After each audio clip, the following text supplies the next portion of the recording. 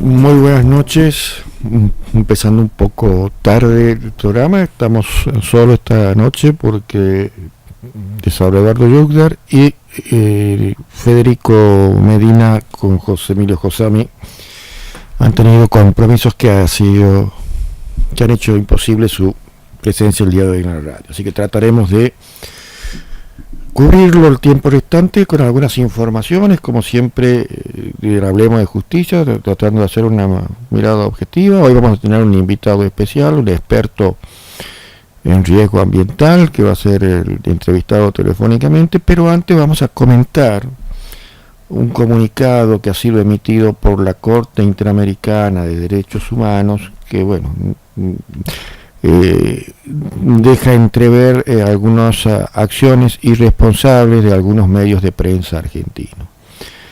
El comunicado, fechado el día de la fecha y que está colgado en la página de la Corte Interamericana, aduce que el medio digital Infobae habría publicado el 1 de octubre y el 3 de octubre declaraciones de su presidente Roberto Caldás, de una ciudad brasileña que estuvo visitándonos en estos últimos días aquí en Argentina, una visita protocolar.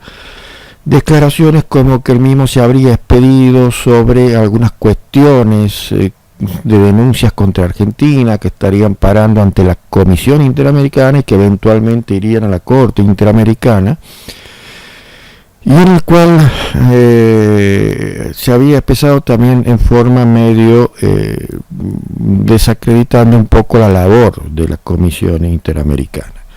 Hoy la respuesta de la presidenta de la Corte a través de la Corte Interamericana en San José, Costa Rica, a través de sus voceros de prensa, ha sido contundente y ha emitido el siguiente comunicado.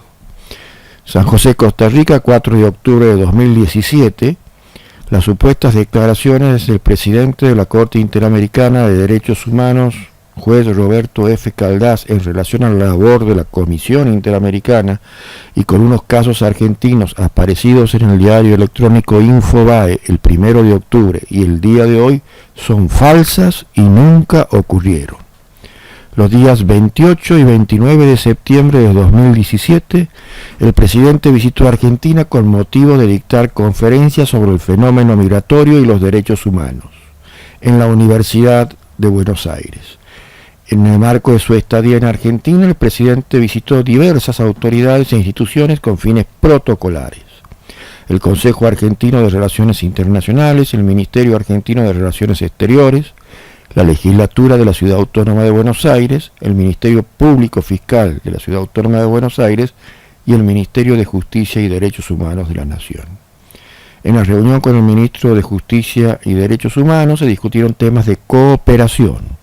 Dada la crisis presupuestaria por la continua que está atravesando la Corte Interamericana, se tocó la posibilidad que el Estado argentino realice una contribución económica de carácter voluntario al presupuesto que la Corte Interamericana, tal como lo hizo con la Comisión Interamericana, así como la posible realización de un periodo de secciones en el país durante el próximo año.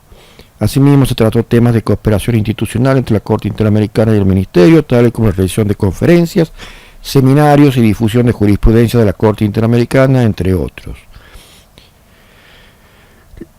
En lo concreto, aduce que las supuestas declaraciones realizadas por el presidente Caldás del órgano jurisdiccional interamericano durante la reunión con el ministro Garabano, que fueron citadas en el mencionado medio argentino, el diario Infobae, son falsas y nunca ocurrieron. En ningún momento durante dicha reunión el juez Roberto F. Caldás mencionó algún caso concreto argentino, mucho menos discutió las implicancias políticas de casos que pudiera llegar a conocer ese tribunal. Enfatiza el presidente de la Corte Interamericana que ello atentaría abiertamente contra la objetividad que caracteriza su calidad de juez interamericano.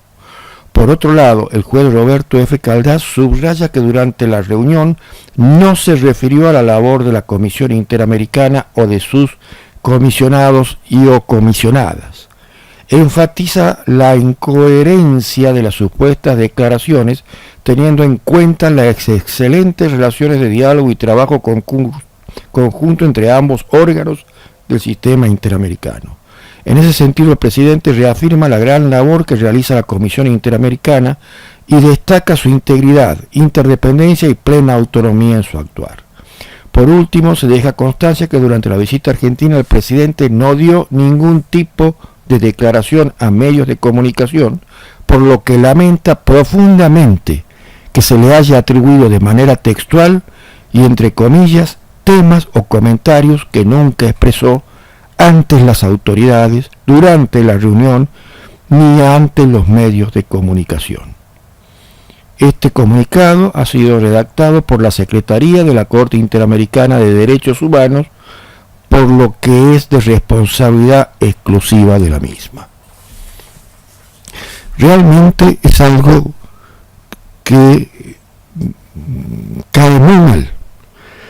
Justamente un órgano que ha defendido siempre los principios de la libertad de expresión, que sea un medio periodístico masivo de Argentina que ponga en boca del presidente de la Corte Interamericana cuestiones que no existieron y que nunca las mencionó.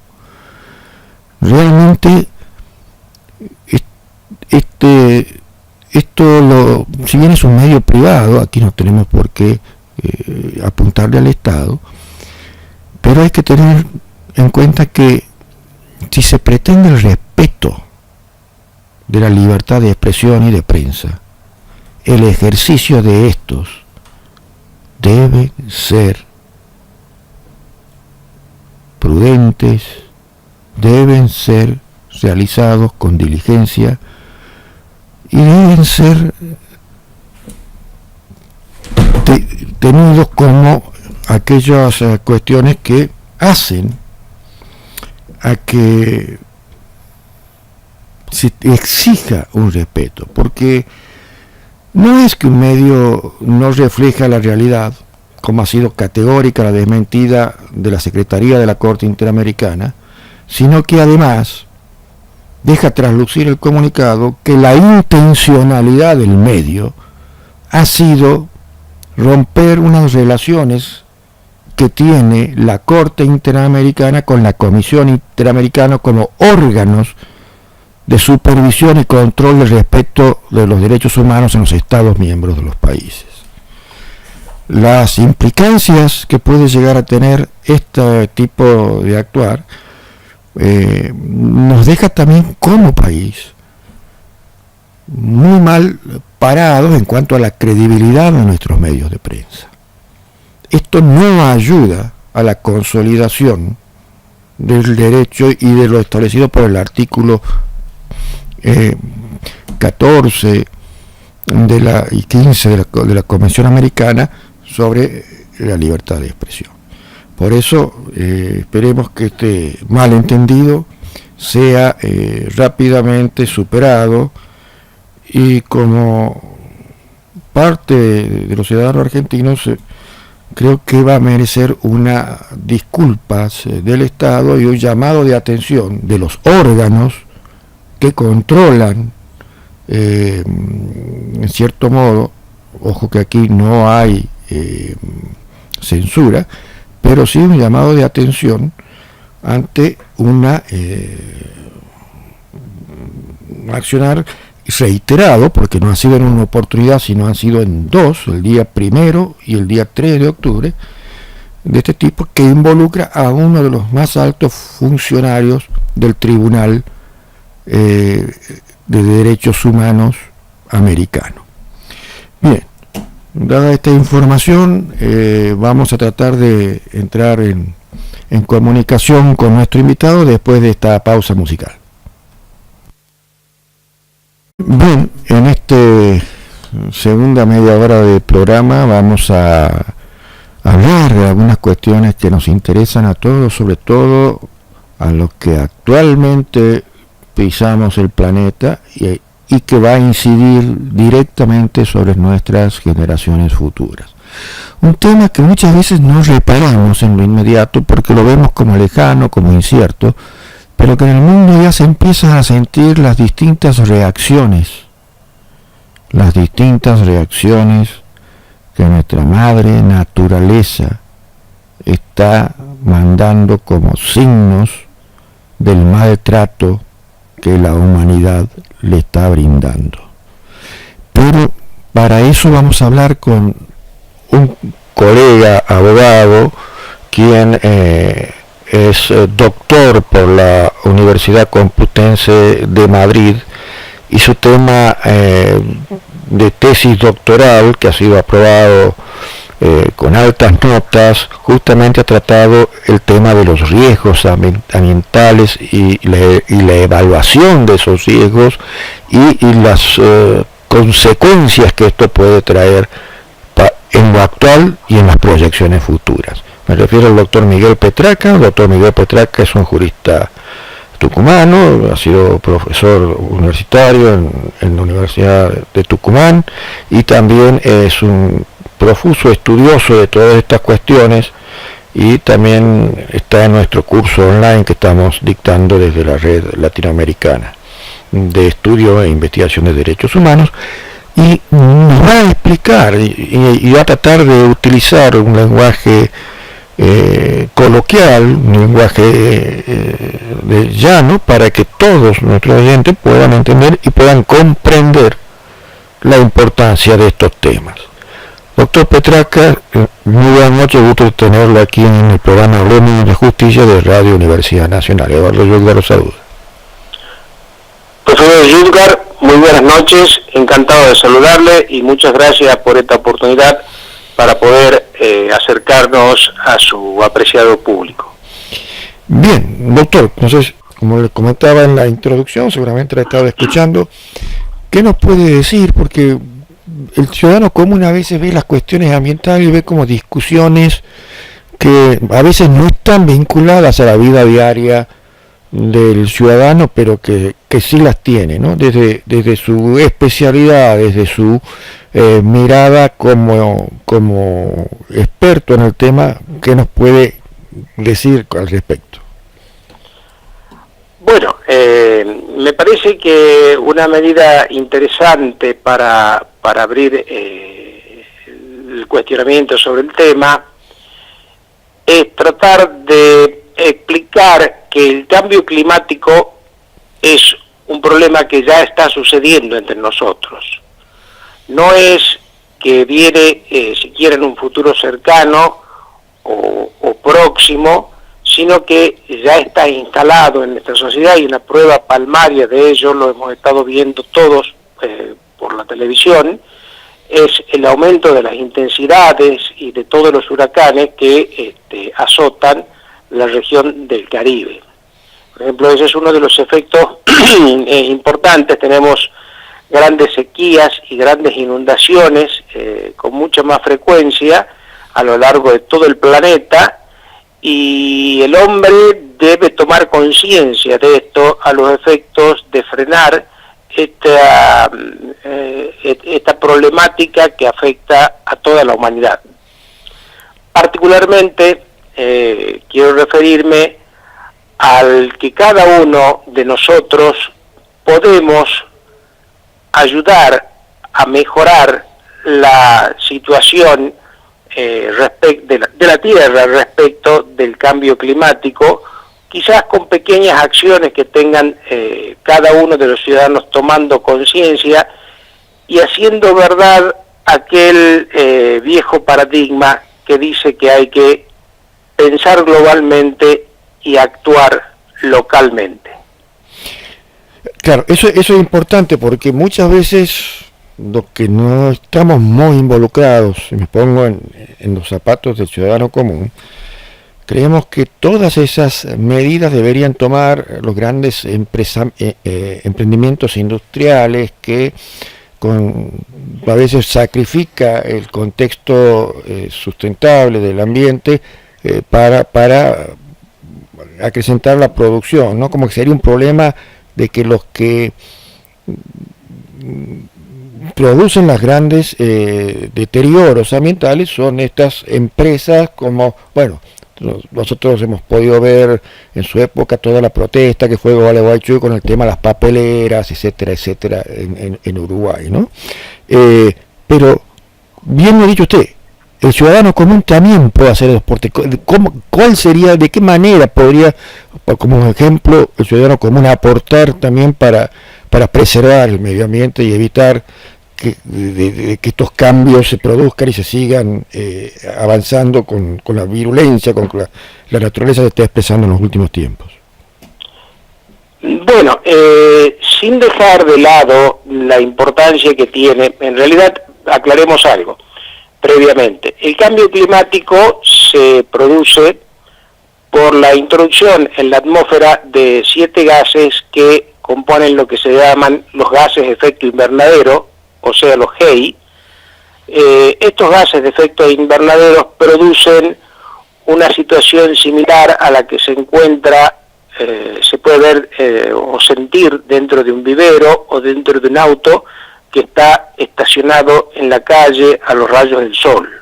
Cuando usted entra a ese vehículo, evidentemente la temperatura que tiene en su interior, porque los gases que están, el aire que está en el interior se ha calentado y no ha podido salir afuera, en el caso sería a la atmósfera, fuera de la atmósfera, producen un calentamiento dentro del habitáculo que sería el calentamiento similar al que está sufriendo la Tierra en este momento. O sea, si bien el calor de la Tierra, que digamos, antes de que ocurrieran todas estas cuestiones, se disipaba en el espacio, vamos a decirle así, hoy es como que tiene un techo invisible producido por estos gases y que hace que el sol caliente como si fuera un vidrio y haga es el calentamiento global que por ahí escuchamos que se habla, ¿no es cierto?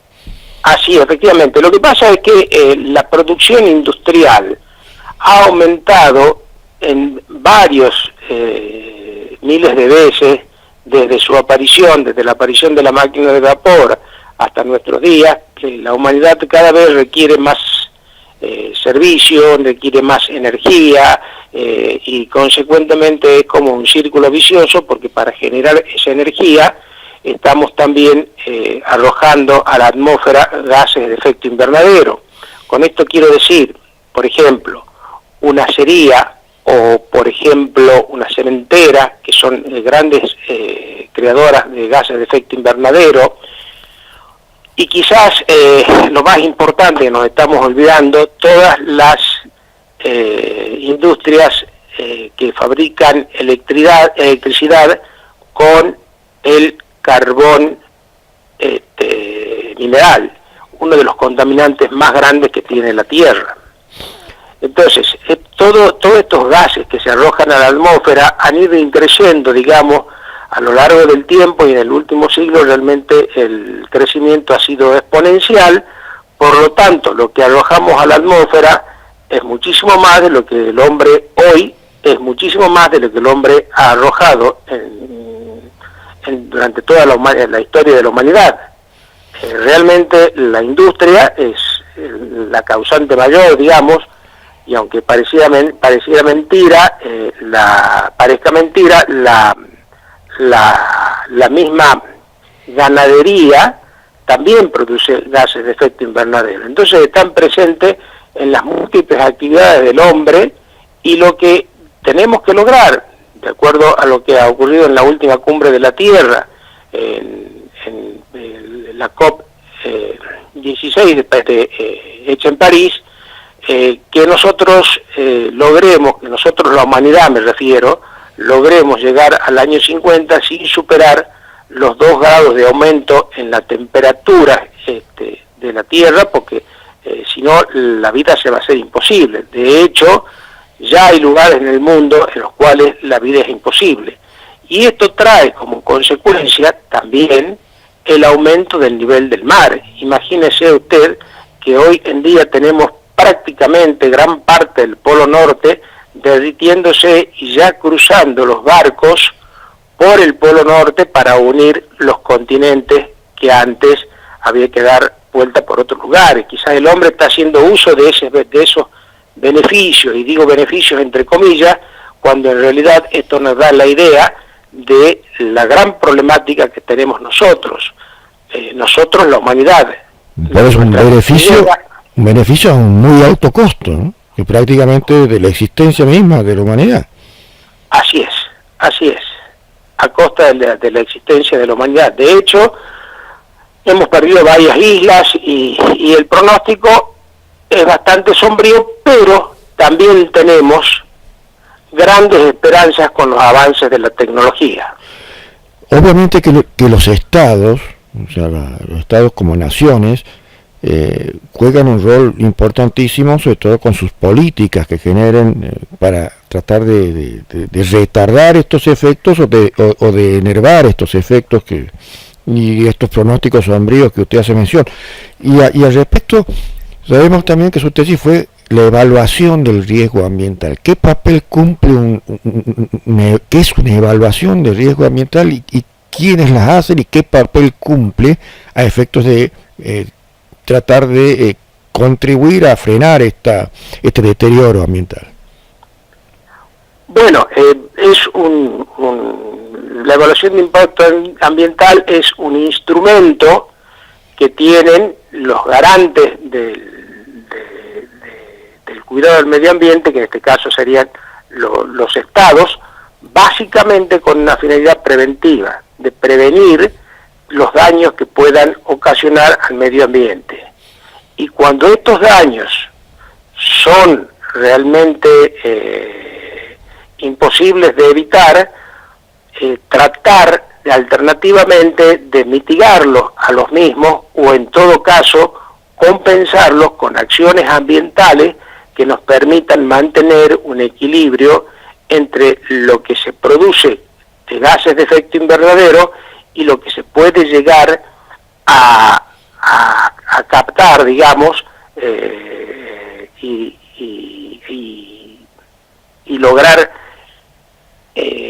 estabilizar, digamos, la cantidad de gases de efectos invernaderos que se arroja a la atmósfera. Es un instrumento muy interesante porque nos permite adelantarnos y nos permite que el Estado mismo pueda regular, digamos, la función de arrojar el gases de efectos invernaderos en una medida más bien racional y razonable.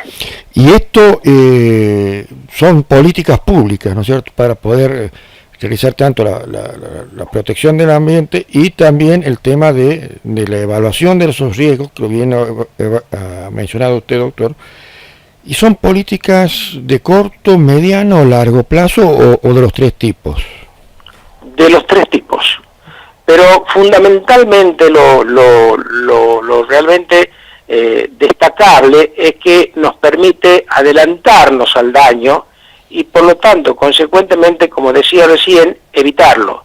En caso de ser imposible su evitación, sería lograr una mitigación y presentar ese plan en diferentes alternativas que puede tener, y fundamentalmente lo que no se pueda mitigar se puede compensar.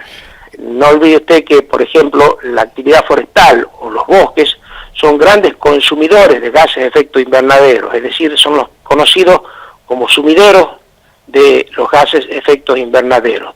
Toman el CO2 de la atmósfera y devuelven oxígeno a la atmósfera. Sería como, digamos, en lo cual tendría la humanidad que tener depositada, ¿no es cierto?, serias esperanzas para que se pueda recuperar y no se pueda perder, digamos, la sustentabilidad ambiental.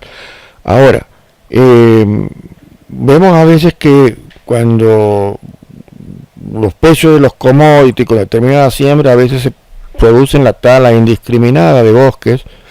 Y bueno, aquí en Santiago del Estero, por ejemplo, ha habido históricamente ha sido una de las provincias que más bosques ha perdido en el país. Hay una obra muy significativa de un autor santiagueño, Dargold, que manifestaba que H. Quebracho, en el cual en sus escritos decía que si los distintos postes de Quebracho que fueron podados durante el tema de los ferrocarriles ingleses, se los pondría uno al lado de otro hacia lo largo, podría ir y volver de la Luna casi 8 veces la cantidad de árboles que fueron diezmados, ¿no? Y eso, y como usted dice, la importancia de la prevención, porque quizás hay cosas que una vez que ocurren no se las puede recuperar en lo que es la naturaleza. Efectivamente, tiene usted mucha razón, profesor.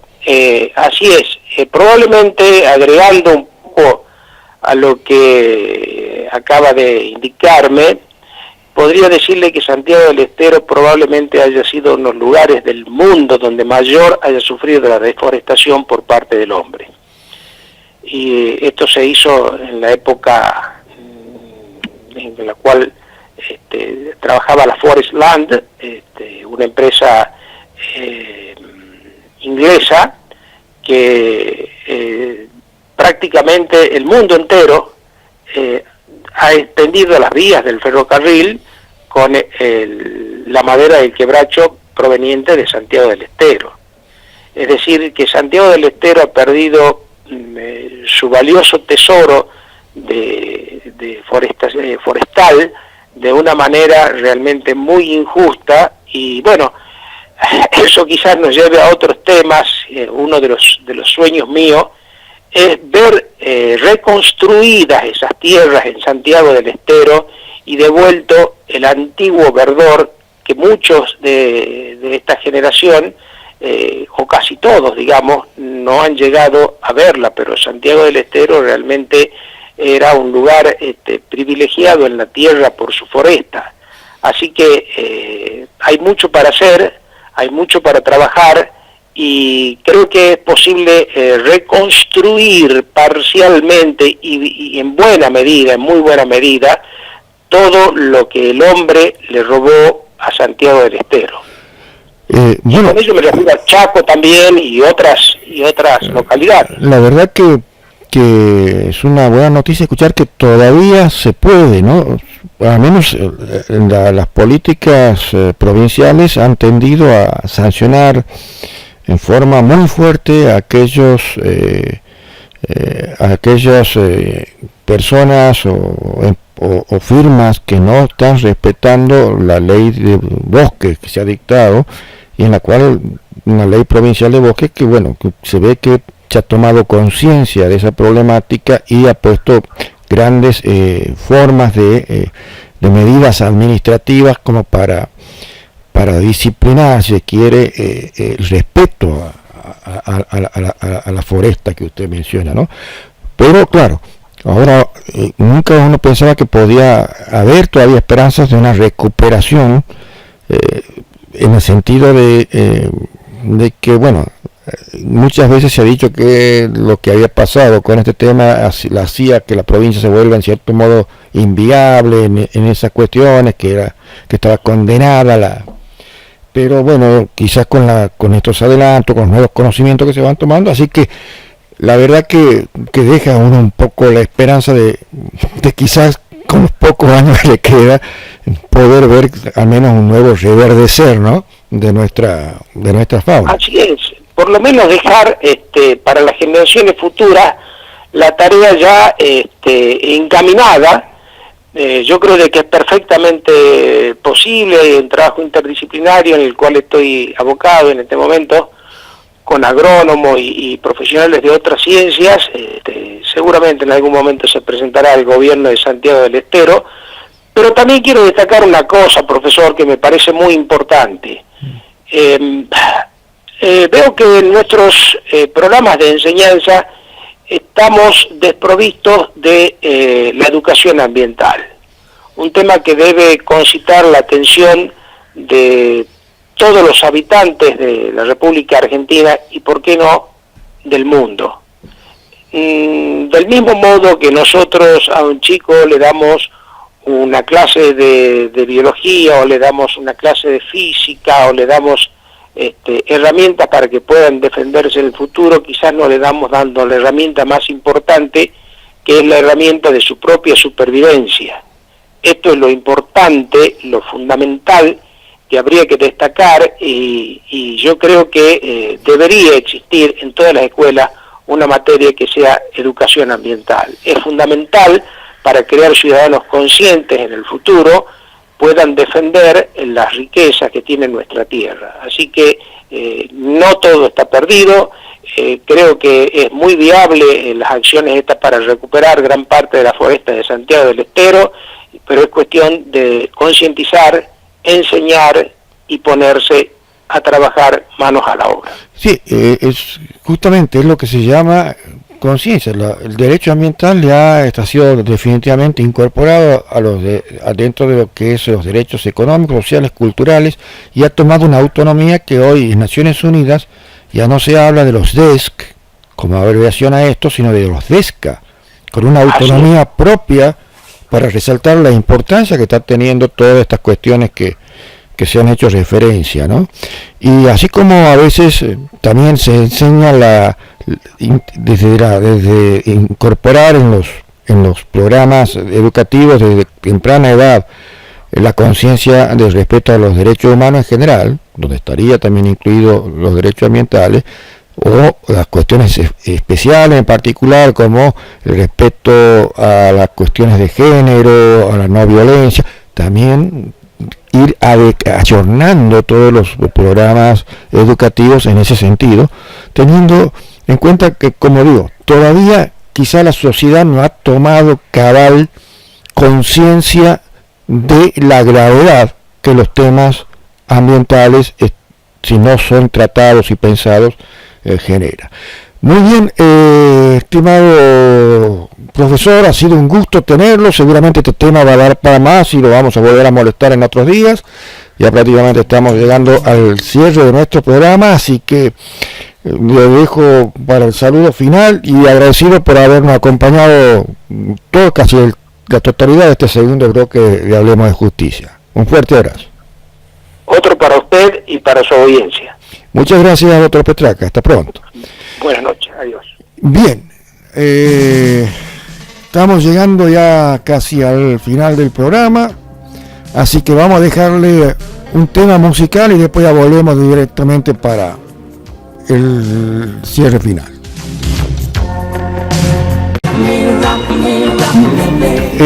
Escuchamos a John Nash, que nos acompañó la noche de hoy con la música. Nos vamos despidiendo hasta el próximo miércoles en Hablemos de Justicia. Que la pasen lindo. Hasta pronto.